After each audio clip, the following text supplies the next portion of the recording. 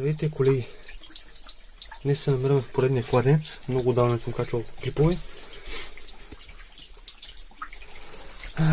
Погледнете за какво става въпрос. Как тече. Намираме се на около 9 метра дълбочина. 8-9. Погледнете. Много добър кладенец.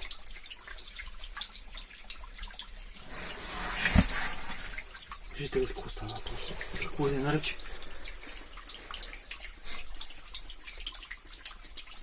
Изчистен от тайника му е 80 см горе-долу. Кошаците се виждат къде са. От кошаците надолу на 80 см от тайник. Той се вика, много добър поток на вода. Много добра здаря. Много добър кладенец. Погледнете. Как тече рекичката. Злато. Най-голямото злато на света е водата. По-голямо злато няма.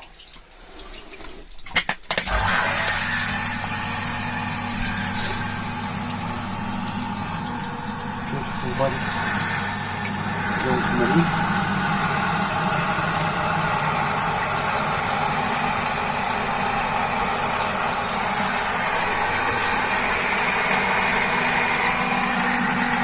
Колко на тази извора.